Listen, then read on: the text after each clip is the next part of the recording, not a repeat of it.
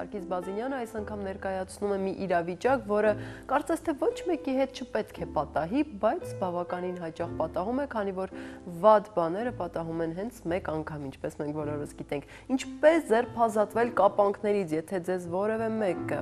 բռնել է եւ կապանքների միջոցով ցանկանում է ձեզնից ինչ-որ մի բան ստանալ, դրանից լուծում եւս կա եւ անգամ այս իրավիճակից կարելի է դուրս գալ եւ բացատրում է այս ամենի մասին Սարգիս Բազինյանը սպորտ եւ ինքնապաշտպանություն էջում։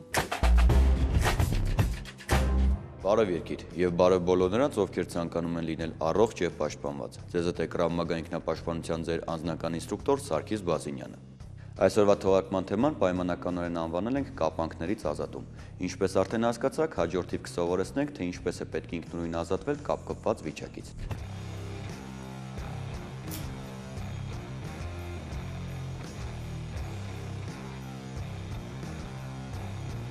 Ազատ տեղաշարժվելը մարդու սահմանադրական իրավունքներից է, որը երբեմն կարող է սահմանափակվել իրավախախտի կողմից,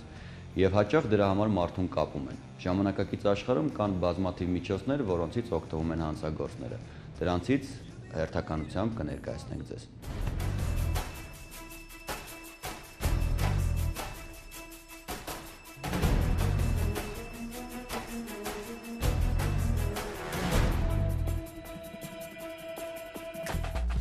Առաջին միջոցը, որ կցանկանայի ներկայացնել, դա կպչուն ժապավենն է։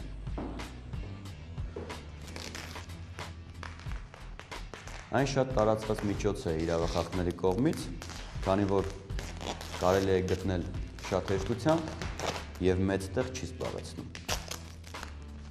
Ինչ է անհրաժեշտ անել, որպեսզի ազատվել այս կապանքներից։ Անհրաժեշտ է ձեռքերը սեղմել իրար բռունցքում, մատը դնել վերևի հատվածում եւ սեղմել։ Ձեռքը պարզում ենք հնարավորության դեպքում առաջ եւ շեշտակի հարվածով սեղմել եւ խփել մեր որովայնային մկաններին։ Եվ միևնույն ժամանակ ձեռքերը տանել կողք այս շարժումով։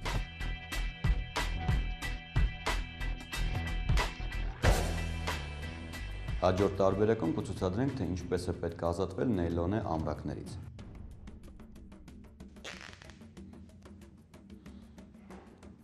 Տեխնիկան, ինչպես եւ կպչուն ժապավենի դեպքում նույնն է։ Պետք է ձգտել, ուժգին հարվածել որովայնային մկաններին։ Ցանկանում եմ նշել, որ այս նեյլոնե ամրակները շատ ամուր են եւ եթե փորձեք պարզապես ուժ գործադրելով այն փոկել, ձեզ մոտ չի ստացի, որովհետեւ այն հարմարեցված է տասնյակ, նույնիսկ հարյուրավոր կիլոգրամներ պահելու համար, բայց շեշտակի կտրուկ գործողությունների համար այն հարմարեցված չէ։ Եվ կրկին տեխնիկան, ձեռքը պարզում ենք առաջ, սեղմում ենք բռունցքում եւ ձգտում ենք շեշտակի հարվածով հարվածել սեփական որովայնային մկաններին։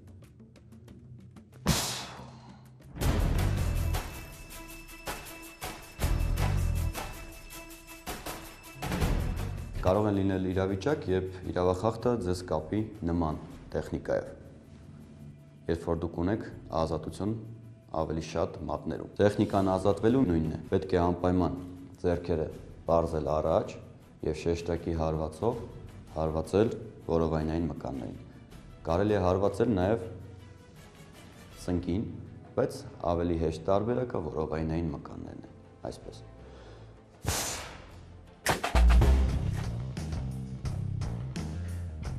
Իսկ եթե ձեզ կապել են մեջքի հատվածից, ձեռքերի ետևում, ապա եթե ունեք բավականաչափ ճկուն մարմին, կարող եք փորձել ձեռքերը բերել առաջ։ Եթե ոչ, ապա մի փոքր ավելի բարդանում է ազատվելու մեխանիզմը։ Անհրաժեշտ է ձեռքերը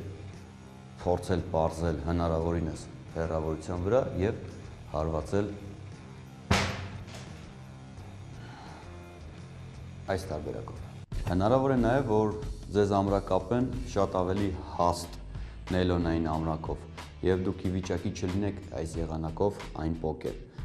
Կա եւս մեկ տարբերակ, որը այսօր կցուցադրեմ ձեզ։ Կարող եք արձակել ձեր կոշիկի թելերը։ Ես արդեն արձակել եմ ժամանակ չկորցնելու համար եւ ստեղծել հետեւյալ կապ։ Անցկացնել ձեր այսպես ասած ձեռնաշղթայի արանքով նստել գետնին,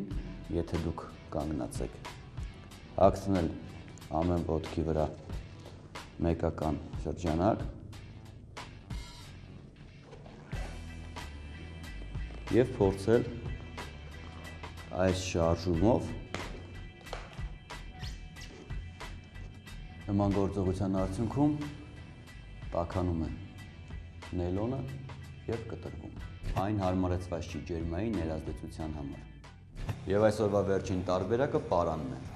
Եթե ձեզ կապում են այս ավանդական եղանակով, ապա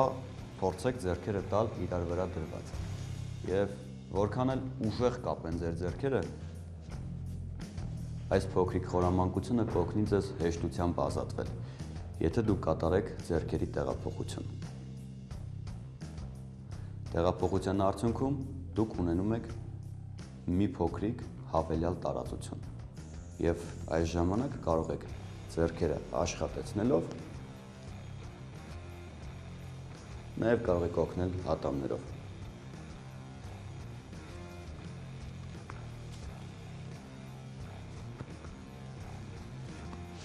Ազատվել հեշտությամբ։